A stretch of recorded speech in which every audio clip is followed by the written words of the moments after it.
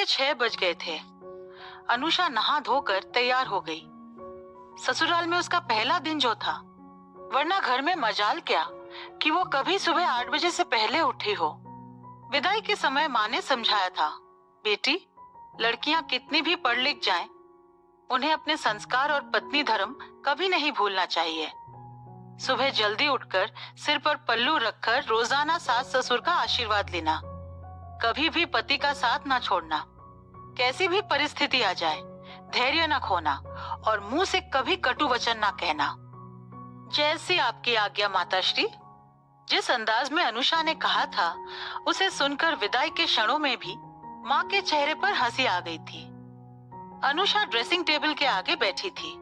बीती रात की रौनक उसके चेहरे पर लाली बनकर बिखरी हुई थी। भीगी जुल्फे संवारते हुए प्यार भरी नजरों से उसने बेसुध भुवन की तरफ देखा। भुवन से वैसे तो उसकी अरेंज मैरिज हुई थी, मगर सगाई और शादी के बीच के समय में वे कई दफा मिले थे। इसी दरमियान उसके दिल में भुवन के लिए प्यार उमड़ पड़ा था। तभी तो शादी के समय उसे महसूस ही नहीं हुआ कि वो अरेंज मैरिज कर किसी अजनबी को जीवन साथी बना रही है। उसे लग रहा था जैसे लव मैरिज कर अपने प्रियतम के घर जा रही है। बाल संवार कर और सिर पर पल्लू रखकर अनुषा सीढ़ियों से नीचे उतर आई। सास ससुर बैठक रूम में सोफे पर बैठे अखबार पढ़ते हुए चाय की चुस्कियों का आनंद ले रहे थे। अनुषा ने उनको अभिवादन किया और किचन में घुस गई। उसने अपने हाथों से सुबह का नाश्ता तैयार कर खिलाया तो ससुर ने आशीष स्वरूप उसे 1000 के 5 नोट दिए। सास ने अपने गले से सोने की चेन निकाल कर दी। तब तक भुवन भी तैयार होकर नीचे आ चुका था। भुवन ने अनुषा को बताया था कि अभी ऑफिस में कुछ जरूरी मीटिंग्स है, इसलिए 2-3 दिन मीटिंग्स और दूसरे काम निपटा कर अगले सप्ताह दोनों हनीमून के लिए निकलेंगे। इसके लिए भुवन ने 10 दिनों की छुट्टी भी ले रखी थी। भुवन का ऑफिस टाइम 10 बजे का था। ऑफिस ज्यादा दूर भी नहीं था और जाना भी अपनी गाड़ी से ही था। फिर भी भुवन ठीक 9 बजे घर से निकल गया तो अनुषा को कुछ अजीब लगा, मगर फिर सामान्य होकर वो खाने की तैयारी में जुट गई। तब तक काम वाली भी आ गई थी। अनुषा को ऊपर से नीचे तक तारीफ भरी नजरों से देखने के बाद धीरे से बोली, शायद अब भुवन भैया उस नागिन के चंगुल से बच जाएंगे। ये क्या कह रही हो तुम?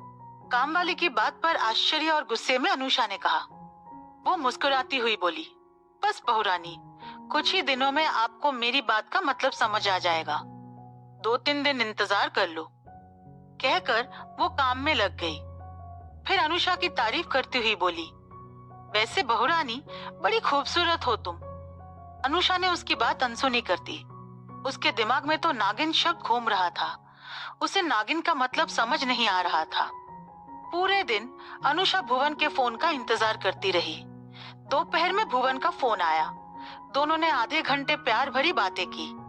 शाम में भुवन को आने में देर हुई तो अनुषा ने सास से पूछा।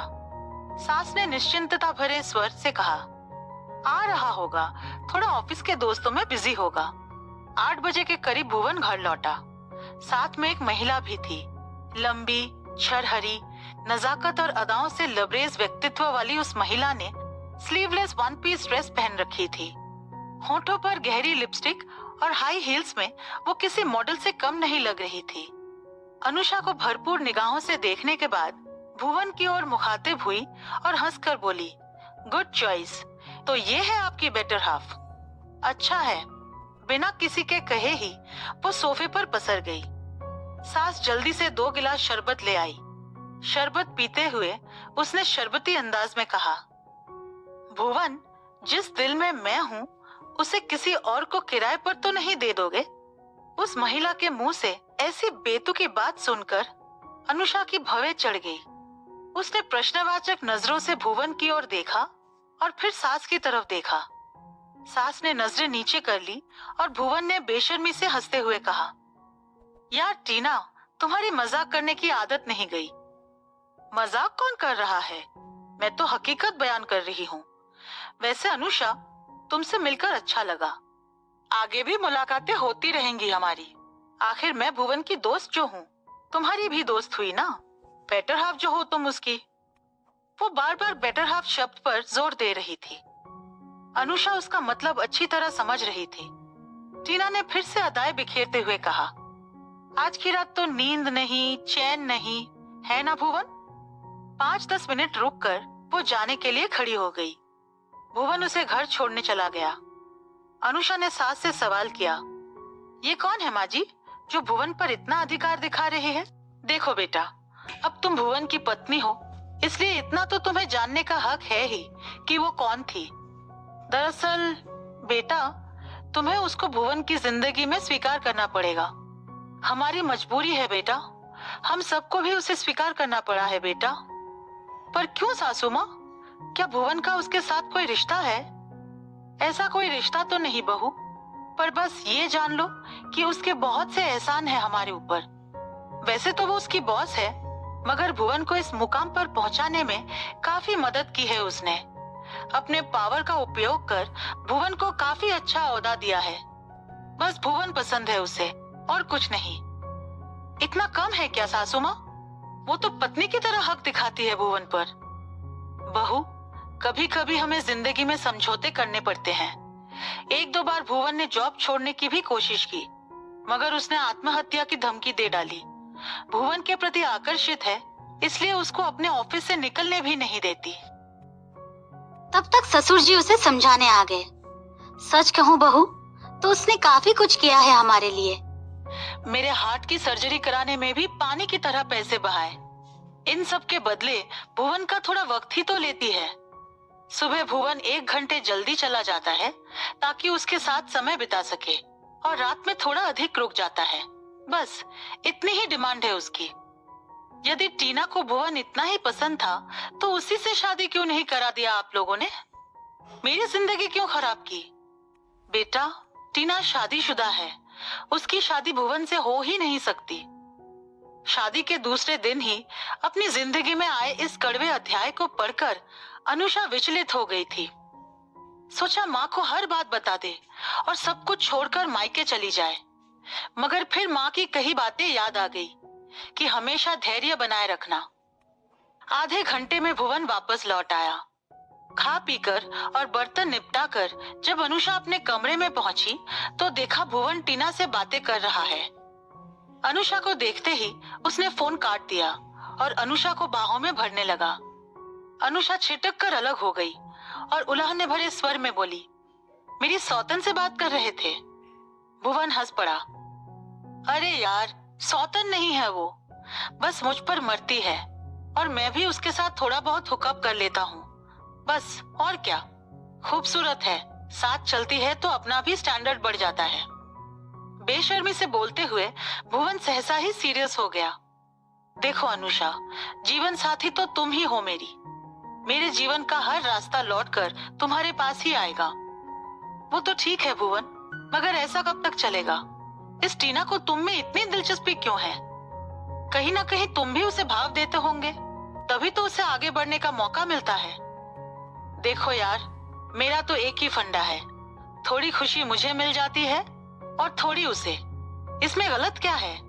ऑफिस में मेरा पोजीशन बढ़ाती है और मैं उसे थोड़ा प्यार दे देता हूँ, बस इससे ज्यादा और कुछ नहीं। दिल में तो केवल तुम ही हो ना। कहकर भुवन ने लाइट बंद कर दी और ना चाहते हुए भी अनुषा को समर्पण करना पड़ा। समय इसी तरह निकलने लगा। लगभग रोजाना ही टीना घर आ धमकती। वो जब भी आती भुवन के साथ फ्लर्ट करती, अदाएं बिखेरती और अनुषा पर व्यंग कसती। एक दिन भुवन के बालों को अपनी उंगली में घुमाते हुए शोक अंदाज में बोली, एक राज बताऊं अनुषा, तुम्हारे काम आएगा।